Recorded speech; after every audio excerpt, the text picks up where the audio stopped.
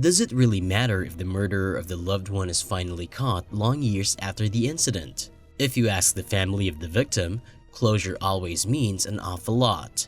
In today's video, we are going to take a look at cold cases which were solved after decades, finally bringing at least some peace to the families.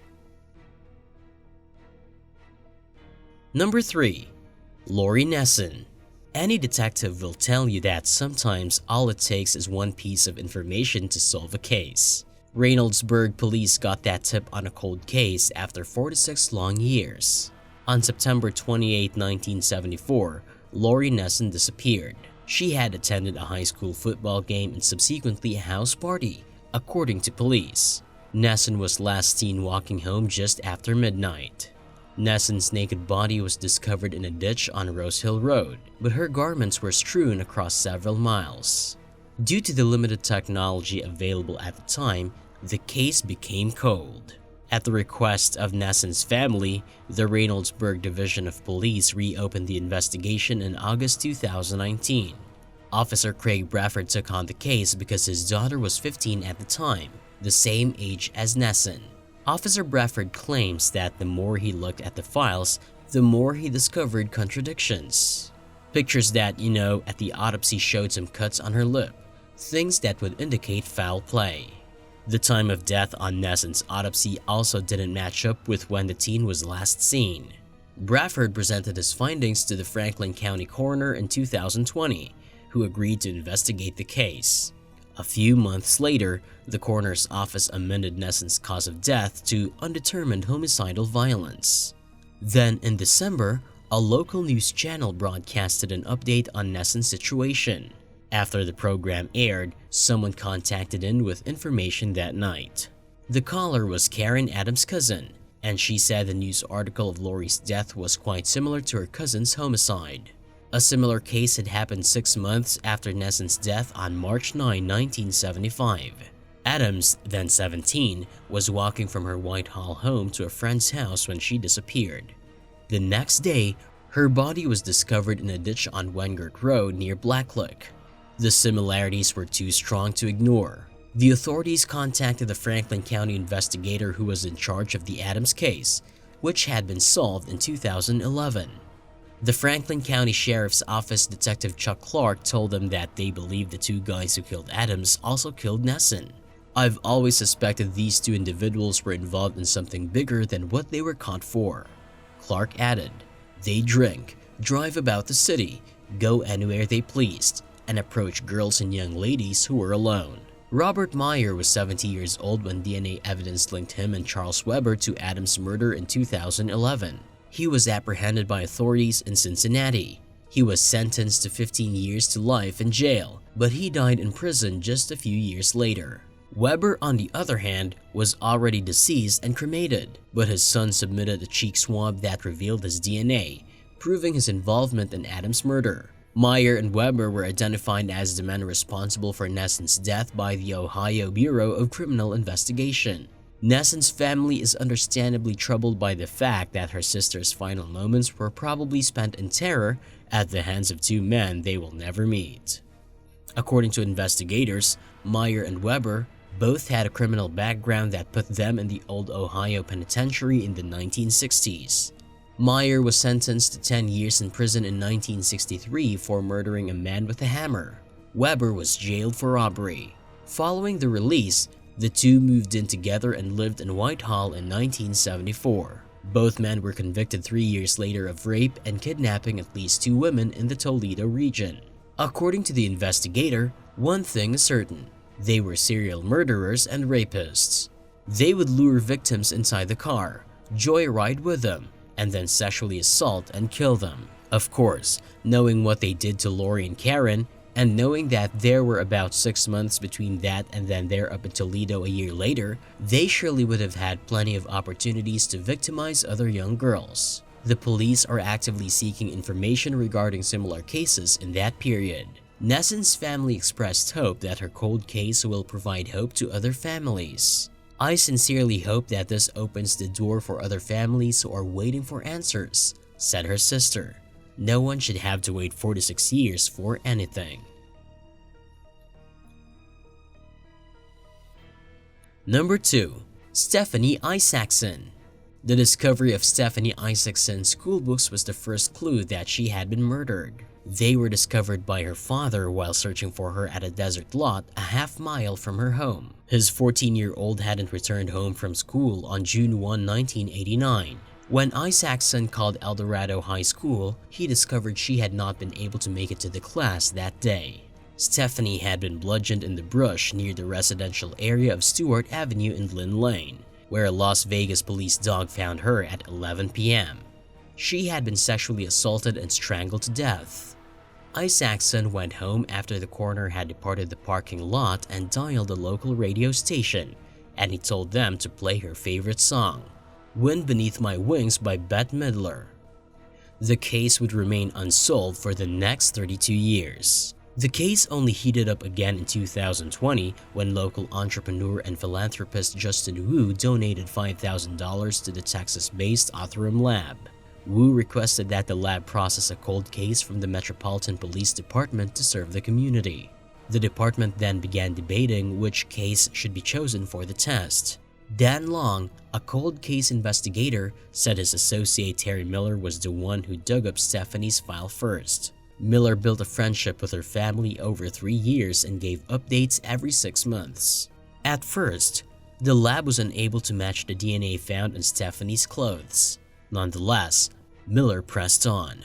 In January, police sent the remaining 12/10ths of a nanogram of DNA, that is the equivalent of 15 human cells, to the lab. For reference, a normal consumer genetic test on a site like Ancestry.com uses at least 750 nanograms. In July 2021, the department announced a match, breaking the global record for using the least amount of DNA to solve a case in the process. Othram Lab was able to create a DNA profile of the suspect using the limited usable sample. From there on, genealogists created limbs of a family tree. Investigators probed deeper into the case and came up with 2 plausible culprits. They eventually settled on Darren Roy Marchand, who was charged in 1986 with killing a 25-year-old woman. Unfortunately, there will never be a conviction. He committed suicide at the age of 29 in 1995. The DNA logged at his suicide was a match for the semen on Stephanie's garment. Stephanie's family was devastated by the news.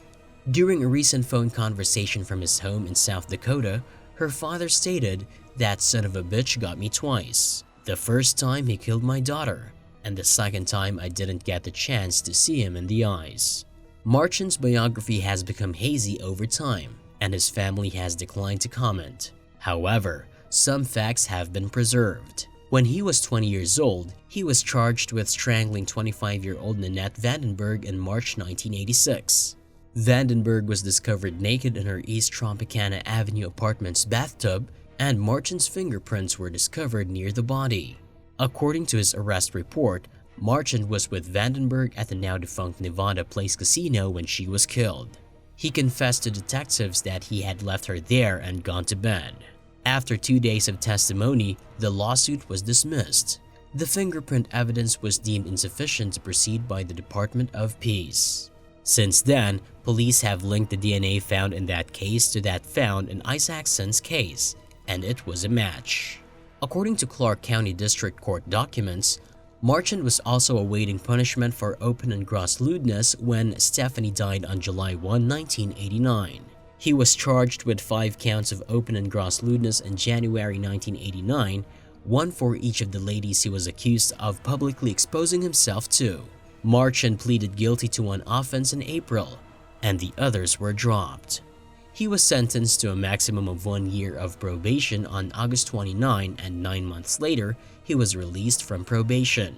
With the money donated to Othram Lab, Metro hopes to analyze at least one more cold case. Investigators are now trying to figure out why Marchand killed himself and if he had any other victims. "I'd like to think that he committed suicide because of the things he was doing," Long said, "but I can't tell you that at this point."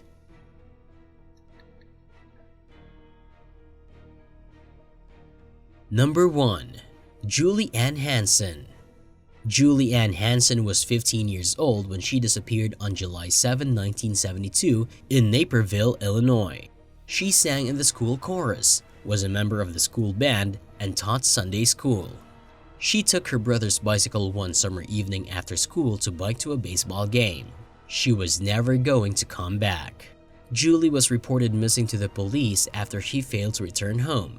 Officers and community volunteers investigated the area around 87th Street and Knocknalls Road and recovered her abandoned bicycle. Julie's body was discovered the next day in a cornfield near Modaff Road and 87th Street. She had been kidnapped, raped, and murdered, and she had 36 wounds on her body from a sharp instrument. Despite their best efforts, investigators were unable to identify a suspect in the case and make an arrest. Major Morris, a convicted killer, was a suspect in the murder, but there was no evidence linking him to the crime scene. Morris assassinated Roberta Bobby Jean Anderson, a 16-year-old girl, in September 1973. Bobby had been thrown on abandoned farmland less than a mile from her home and was discovered with 60 stab wounds. Both killings took place in the early 1970s, and the victims were adolescent girls who had been raped, stabbed multiple times, and dumped in rural places. Morris was a kid working as a trash collector at the time of Anderson's murder, and he relocated suspiciously a few days after his body was discovered. Major Morris was free for 23 years before being apprehended in 1992 for the murder of Bobby Anderson, when authorities received a blood sample linking him to the crime. Morris then confessed to the rape and murder in a police recording. Morris' involvement came as a great shock to his wife, friends, and family. When asked to describe him, they described him as a gentleman, and police discovered he had no criminal record. Margaret Stern went missing in September 1978 after attempting to hitchhike home from work. Morris was later accused of Stern's murder, and he later admitted to it. Both of his victims' remains were located close to where Hansen's body was discovered in 1972. However, Morris was not Julie Ann Hansen's assassin. Bruce Everett Lindahl, an American serial killer and rapist, was ruled out as a possibility in 2020. Lindahl was a suspect in a dozen other rapes and killings perpetrated in the 1970s and 1980s, including the 1976 murder of a 16-year-old girl in DuPage County. In April 1981, while stabbing a teenage kid to death in his flat, the attacker accidentally stabbed himself in the thigh. Lindahl's injury was fatal, and he succumbed to his injuries immediately. Bruce Everett Lindahl was active around the time of Julie Ann Hansen's murder and used a similar method to her killer. He raped his victims and repeatedly stabbed them to death. He also lived in Illinois. His DNA was compared to that found at the Hansen crime site in 2020 and determined to be unmatched, ruling him out as the perpetrator. We've chased many leads, identified many suspects over the last 49 years, and they've all been eliminated through our detectives' exhaustive investigation, said Naperville Police Chief Robert Marshall in a statement about the case last. In 2021, a suspect was finally found and charged for Julie's murder. Barry Lee Welpley, aged 76, was arrested in Mounds View, Minnesota. Hansen was in his late 20s at the time of his murder and lived less than a mile from the victim's family home. The key to cracking the case was genetic genealogy. Ann Hansen's assassination was never regarded as a cold case. Despite the lack of evidence, cold case investigators never gave up on the case and worked on it for nearly 50 years.